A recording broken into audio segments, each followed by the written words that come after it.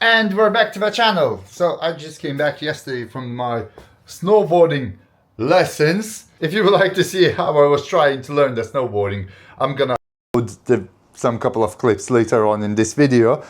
But let's just say it's way harder than it is, and actually my whole body is now in pain. Anyway, that being said, YouTube community post. We got 2 more names. So we got Jay from Surrey, House of Cars. So the company he got is House of Cars. That's how it's called. And we got Poonsyuk. I think it's Ponsyuk Srinavat. Oh my god, I can't even pronounce this. Punsuk Srinavat. I hope I pronounced it right. I'm very bad at names. Right, Bentley. Let's get around with Bentley. I'm waiting to Pavel to arrive. He said he's gonna check that sensor and we might actually find the fault, what's going on with this intake temperature sensor 3, as we know that the wiring and everything is good. So other thing what I want to do now, I need to remove this wheel, change the tie rod. Also, I'm gonna do a vacuum test as well on that side. We still do not have proper brakes on this car. There is a brakes, but it's basically a very, very spongy pedal. So just because I changed the caliper on that side. So I need to bleed this caliper on that side. And also I got a tool to test. So DCA Tools have sponsored this video, and they were kind enough to actually send me an impact drill. And this drill is actually pretty solid. It doesn't cost an arm or leg, and it also comes up with the 2 batteries and some accessories. So I'm gonna give it a go on this video, how it actually feels and how it actually performs. And hopefully they will sponsor me again with more tools, because it would be actually nice to use the same brand tools on this channel all the time. Then you would see, is it actually worth buying one of those or not? So I think that's no time to waste. I need to lift it up the car in the air, remove the front wheel, remove the tie rods, do the smoke test on the vacuums, and hopefully there's not going to be any smoke coming up from the engine bay. Right, once again we're starting with jacking the car up. Wheel off, and straight away I can see what needs to be doing. The track rod end. It held by only 2 bolts. One is a pinch bolt, other one is a bolted from the top. Once those are out, I can loosen the track rod end itself and finally replacing with a brand new one. It's one of those jobs that sounds complicated, but once you're in there, it's actually pretty straightforward. Once the track rod is replaced, I can actually put it back and reverse my steps by putting all the bolts back in place. Right, so the tie rod has been now changed. I still got to change those rubber pieces in here. That's why I bought a lot of dust covers, so I'm gonna change those a bit later on. But first I want to check the vacuum leaks. If there's any more surprises somewhere around this engine, I need to sort it out now before I'm assembling everything back in place.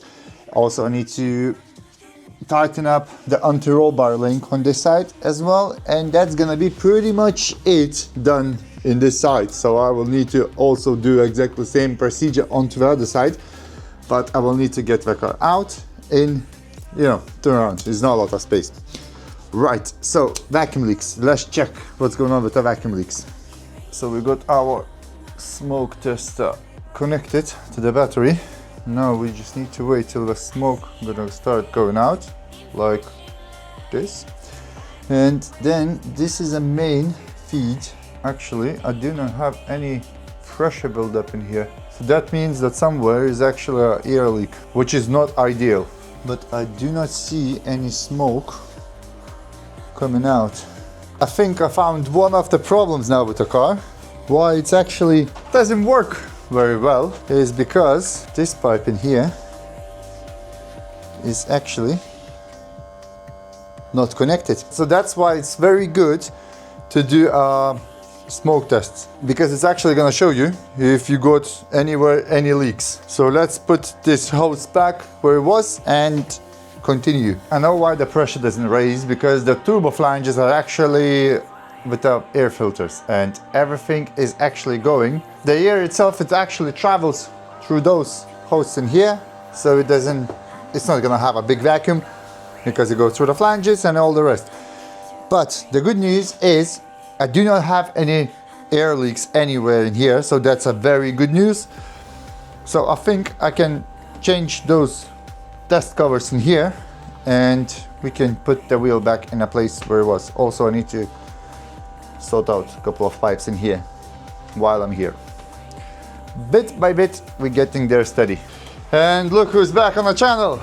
Hello, ladies. Hello, ladies. Right, so the problem I got now, intake temperature sensor 3. Ah. You forgot about that, isn't it? What about it? Yeah. Right, how do you flip it? Oh, close this up. So the intake temperature sensor 3 is actually located here. Right, if it's connected, what it says? It's fault? exactly the same as it disconnected. Like lost, open or short, yeah? Yeah, something circuit too No. high, open limit not reached, something like that. And if you disconnect the other side, It then shows on the other side, but it shows intake temperature sensor 1. one, Yeah, that side, yeah, on the other ECU, yeah, and this is 3. yeah. 1, 2, 3, 4. That kind of makes sense, yeah.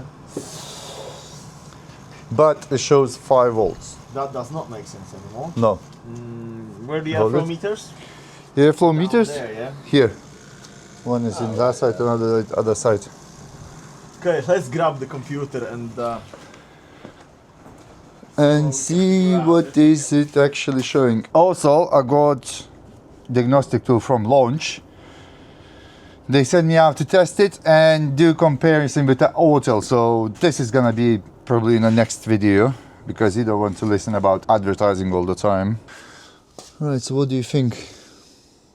I'm thinking weird because temperature sensors all are showing the correct temperatures.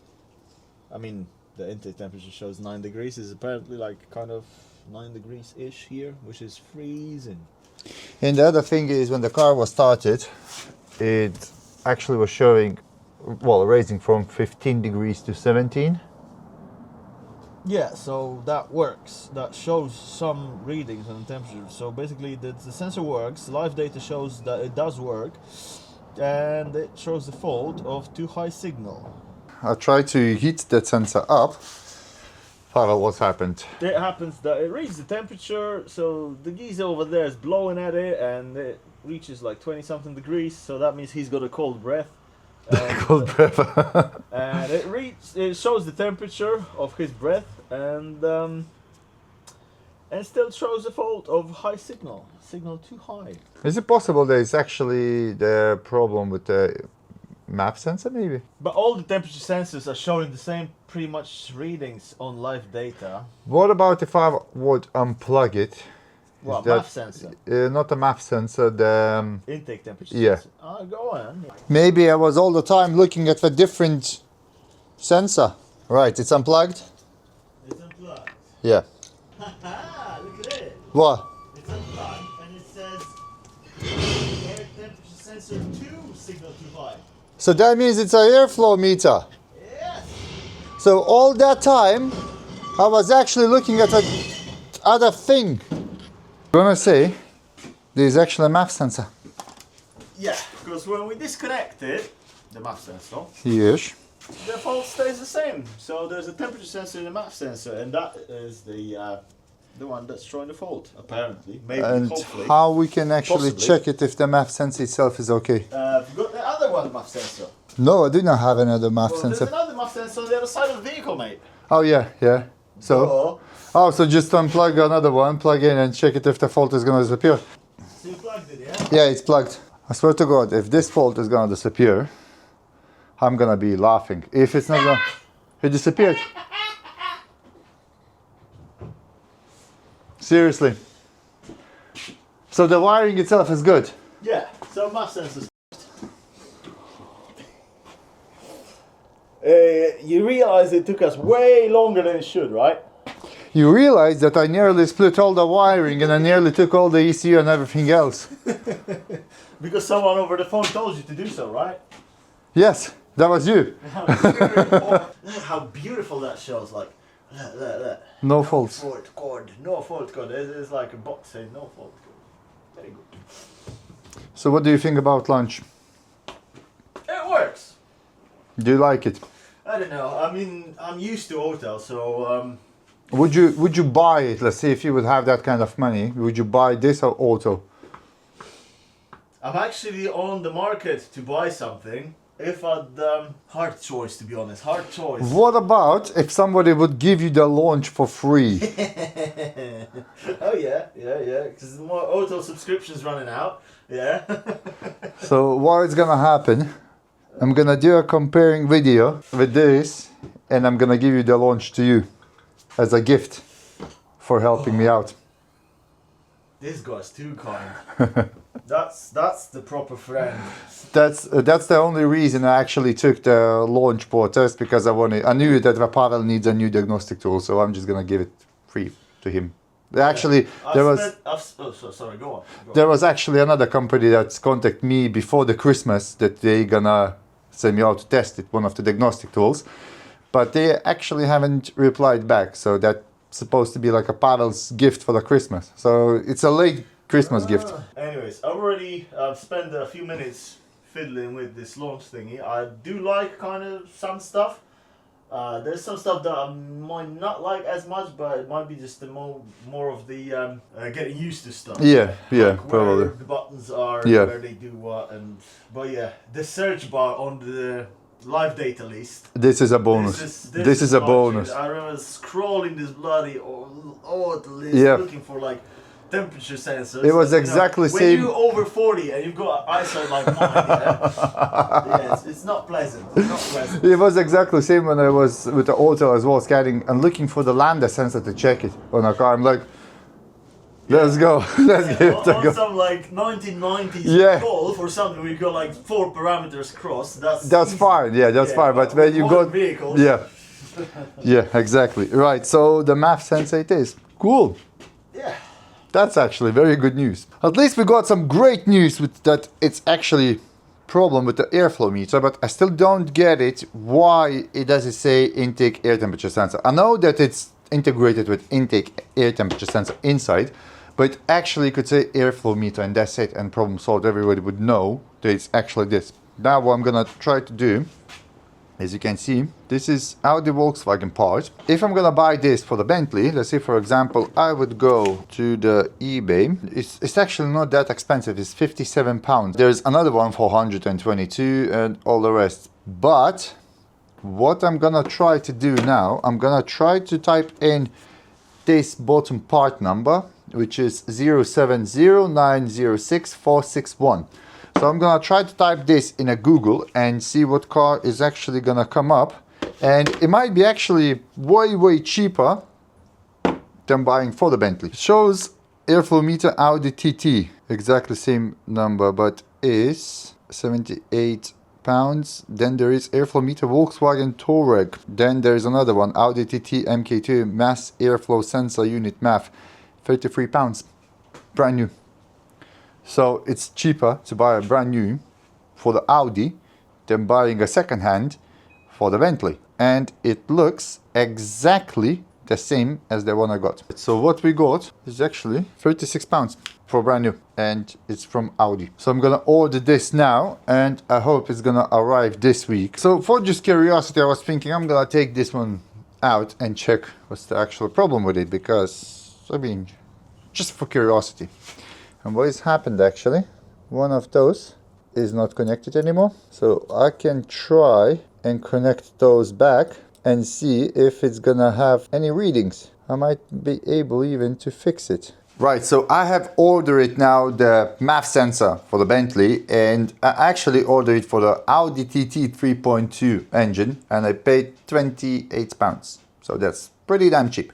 I think now we can carry on by replacing those dust covers on our suspension, and also I need to release the air from the brake calipers in the back. As you know, I have changed the caliper in the back, so obviously there's not gonna be any brakes. Other cool stuff I want to show you, and that thing have helped me like a million times. I haven't told you before, but I'm gonna tell you now because I've been testing it. So I had the email from Emmanuel online, and they sent me the Bentley Continental GT service manual. So as you can see, I got 142,921 pages of the service manuals. And the funny thing is, if I would have received this before all this madness actually happened, it would be much easier.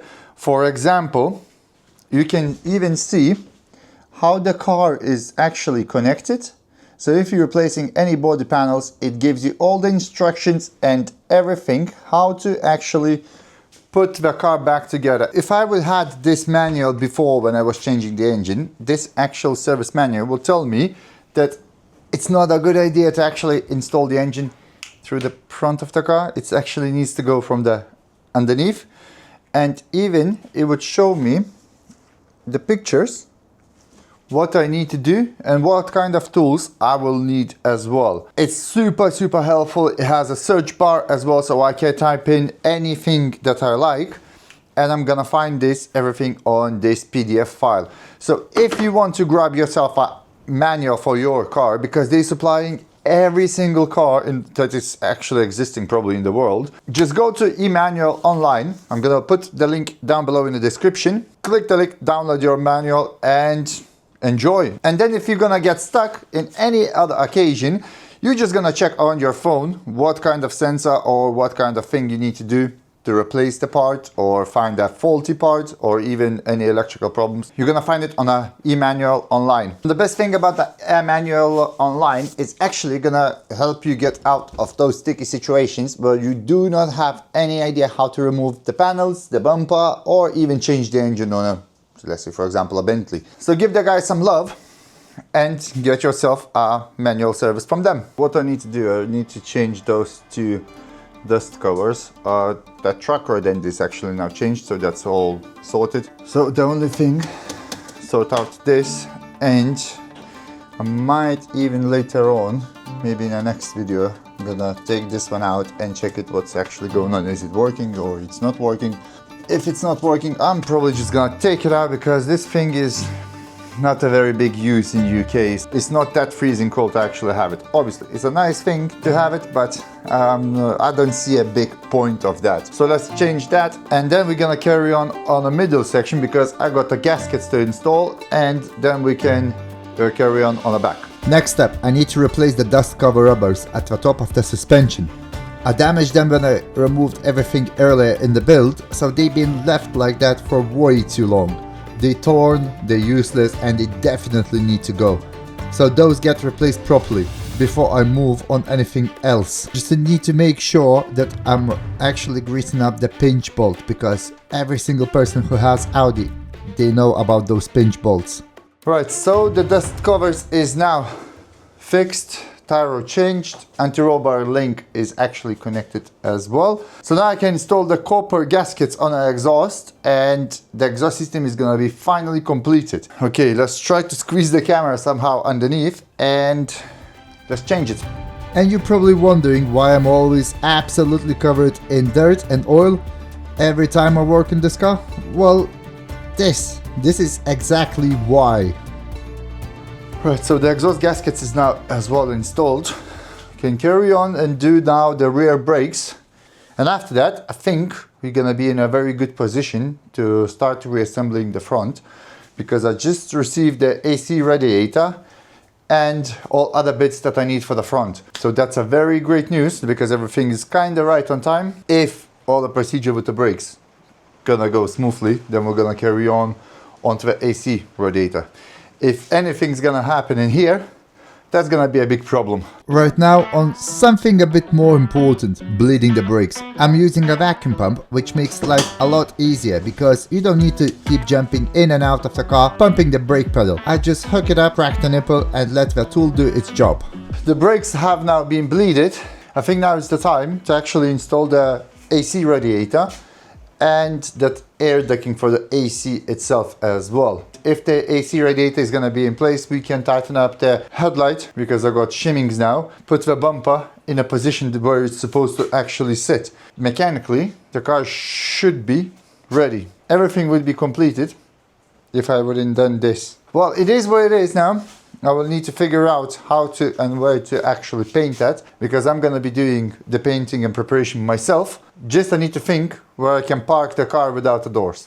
Right, so I bought this AC radiator from Noble Motors once again. I paid £80 for it, so that's quite a bargain. And AC radiator itself, it looks like a brand new. But before installing the AC radiator, but every single person probably now wants to see how my snowboarding skills actually looked.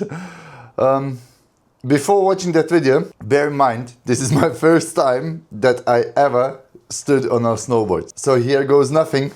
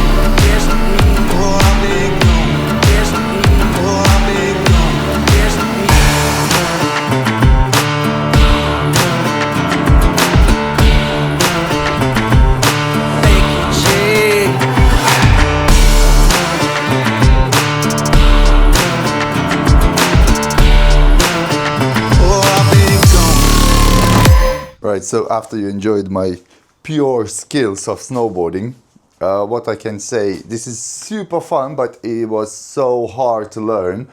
On the first day, it's literally I was keep falling on the ground. And on the second day, I hired the instructor. Let's say I learned something. I'm still very, very slow with the snowboard, but it's super fun. I would recommend every single person to try it.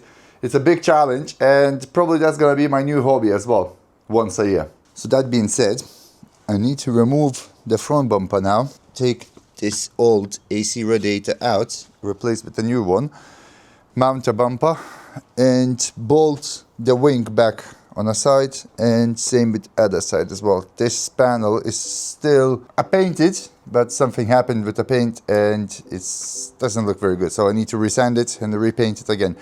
But now, bumper off, AC right in, bumper back, wings on, that's it. Right, it's time to move on the front end of the car, which means bumper has to come off again. The reason this time is so I can inspect how the aircon radiator is mounted and figure out the best way to remove it. Straight away I can see that it's not gonna be a simple case of undoing a couple of bolts. The crash bar has to come off, the power steering radiator needs to be moved, and there's a small panel underneath that also has to be removed. Only then I can finally see 4 Torx bolts holding the aircon radiator in place. Once that's out, I can finally start putting things back together. And this time I'm doing it properly, actually better than it was before. A few brackets were bent, probably from previous life, so I straightened those out while I was there. No point rebuilding a Bentley and leaving things half done. Once that bracket is now sorted, I can actually refit everything back in a place. That means I can finally tighten up the aircon hoses in a position and also the bottom bracket. Before I was missing few screws and that panel wasn't installed correctly, so I done it properly. Then I can put it back the power steering radiator in a place.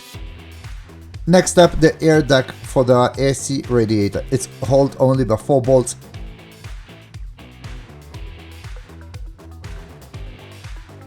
And then here comes the jack, because all this is actually very heavy, so it doesn't match the hole. So I needed to jack it up a little bit so I can actually mount the crash bar back in place.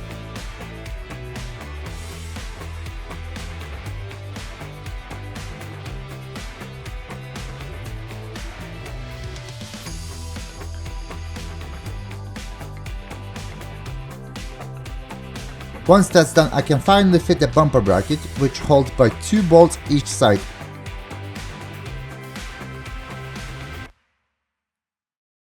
And then finally the air ducts for the intercoolers, and the job is done. And here we go, the air conditioning radiator is actually now replaced. So you got brand new, second hand. And the reason why I was changing, because as you can see, this one is actually got a snapped corner. So this one is gonna go straight to the bin. I can actually tighten up the headlights, the wings, and finally mount the bumper for very last time. I'm really hoping that that's gonna be the case. Before I carry on and tighten up the wings and also the bumper, I want to talk about DCA tools. I've been testing this for a week now, and what can I say? It's actually very solid. It has 4 modes, it's brushless, so that's a bonus. It has 13mm ring around it, so it holds your socket perfectly. It's even hard to put it on. And it actually does exactly the same job as my Makita one. Of course, Makita one is bigger, it has more Newton meters, but those two, but comparing to size, this one is obviously much heavier, this one is much lighter. But that one does exactly the same as my Makita one. And what I hate about Makita ones is wobbly batteries. Everything is so wobbly in here. And on DCA, everything is solid. And it has also a long rail, so the battery slides on perfectly without any issues. Now let's compare the prices. This one with 2 batteries, charger and accessories is £90. And this one, only the body, it costs about 200. So if I would knew about DCA before, I would actually choose DCA. Not because they sponsor it, because I actually really like it. Thank you, DCA. So I'm gonna drop the link down below in the description. It's gonna be on Amazon's links. It costs £90. So give it a try. I bet you're gonna actually love it. So for the price what you pay for this, you're actually gonna get the quality better than this. Thanks DCA for sponsoring today's video. Right, so let's carry on and put the bumper back in a place with 3D brackets. Now we're getting somewhere. I can bolt the wings up. 7 Torx bolts along the top, all lining up nicely. Then there's 3 more bolts each side that go into the 3D printed bumper brackets, and somehow everything lines up. At this point I'm feeling optimistic, dangerously optimistic, because finally I can fit the front bumper. After everything this car put me through, seeing it back on actually feels like a massive win, finally. But then I realized that the oil coolers is actually disturbing the bumper to go back in a place, so I was trying then to lower it down, but it seems it doesn't work at all. Bad news. I need to get rid of that oil cooler because it actually disturbs to install the bumper correctly. And also I will need to remove this side of the wing because, for example, if you would see a line in here, it matches perfectly. But if you would try to put everything back in this place, let's say for example, this is on to the top of the bracket. So this wing is actually doesn't sit correctly in a position. And this wing also was repaired before me, so this wing needs to get out and refixed properly. Because it wasn't done properly and the gaps actually now doesn't line up properly. I'm not gonna, install the bumper like this, just with the zip ties or a couple of screws. It's gonna look ridiculous. I want this to look spot on. What can I say with that terrible disappointment? It's time to end this video. Thank you so much for watching this video. If you enjoyed it, click the subscribe button, comment, like, share. Don't forget about YouTube community post. And I'm still selling the air fresheners. So if you want to buy one, it's £3.50 into my PayPal link. And if you want to be on a YouTube community post, it's £1. Bye.